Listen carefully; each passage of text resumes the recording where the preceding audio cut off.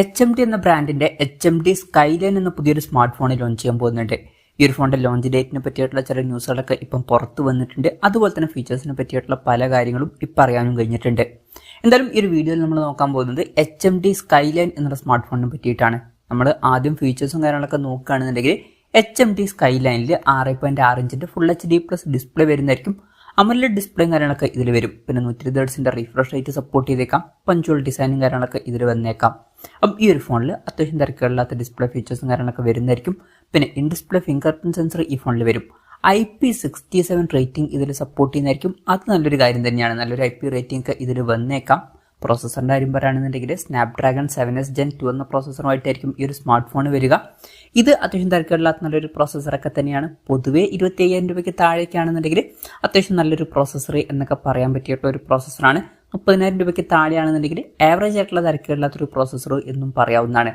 പക്ഷേ ഇത് HMDയുടെ ഫോണാണ്. മുമ്പ് നോക്കിയ ആയിരുന്നു. നോക്കിയ ഇപ്പം HMD ഏറ്റെടുത്തിട്ടുണ്ട്. ഇപ്പം HMD എന്ന പേരിലാണ് അവർ ഫോൺ ലോഞ്ച് ചെയ്യുന്നത്. ഇവൻ നോക്കിയ തന്നെ വളരെ ഓവർ പ്രൈസ്ഡ് ആയിട്ടാണ് ഫോണുകൾ ലോഞ്ച് ചെയ്തിട്ടുണ്ടായിരുന്നത്.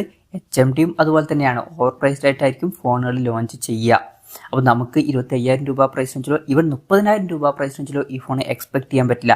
ഇപ്പം പുറത്ത് വന്നിട്ടുള്ള റിപ്പോർട്ടുകൾ പറയുന്നത് ഈ ഒരു സ്മാർട്ട് ഫോൺ 47,100 രൂപ പ്രൈസ് റേഞ്ചിലായിട്ട് ലോഞ്ച് ചെയ്തേക്കാം എന്നാണ്. ആ ഒരു പ്രൈസ് റേഞ്ചിലൊക്കെ ഈ ഒരു പ്രോസസ്സർ നിരാശപ്പെടുത്തി എന്ന് തന്നെ പറയേണ്ടി വരും. ആ ഒരു പ്രൈസ് റേഞ്ചിന് പറ്റിയിട്ടുള്ള ഒരു പ്രോസസ്സർ ഒന്നുമല്ല ഇത്.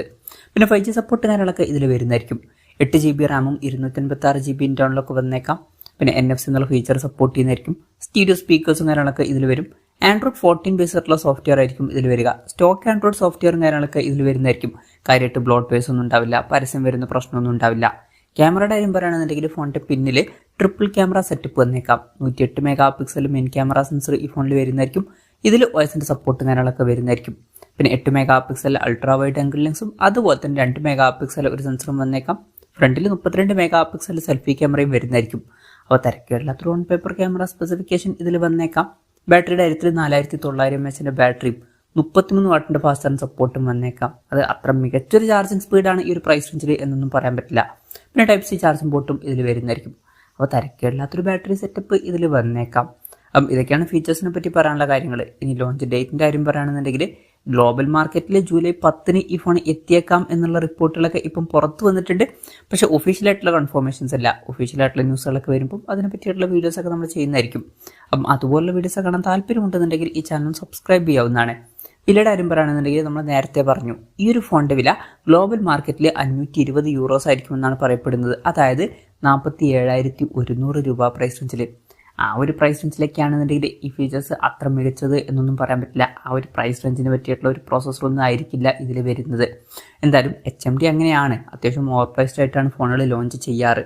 എന്തായാലും HMDയുടെ സ്കൈലൈൻ എന്ന പുതിയൊരു സ്മാർട്ട് ഫോൺ ഇപ്പോൾ ലോഞ്ച് ചെയ്യാൻ പോകുന്നുണ്ട്. ഇന്ത്യയിൽ ചിലപ്പം വില കുറച്ചും കൂടി കുറഞ്ഞേക്കാം. ഇനി കുറഞ്ഞേക്കാം എന്ന് പറയുമ്പോഴും ഒരു 40,000 രൂപ പ്രൈസ് റേഞ്ചിലൊക്കെ ആയിട്ട് എത്തിയേക്കാം. ഈവൻ ആ ഒരു പ്രൈസ് റേഞ്ചിലും ഇത് അത്ര മികച്ച ഫീച്ചേഴ്സ് ആണ് എന്നൊന്നും പറയാൻ പറ്റില്ല. എന്തായാലും ഈ ഒരു ഫോണിനെ പറ്റിയിട്ടുള്ള നിങ്ങളുടെ അഭിപ്രായം ജസ്റ്റ് ഒന്ന് കമൻറ്റ് ചെയ്യുക. അതുപോലെ തന്നെ ഈ സ്മാർട്ട് ഫോൺ ഇന്ത്യൻ മാർക്കറ്റിൽ നിങ്ങൾ ഏത് പ്രൈസിങ്ങിലാണ് എക്സ്പെക്ട് ചെയ്യുന്നത് എന്നുള്ള കാര്യം കൂടി ജസ്റ്റ് ഒന്ന് കമൻറ്റ് ചെയ്യുക.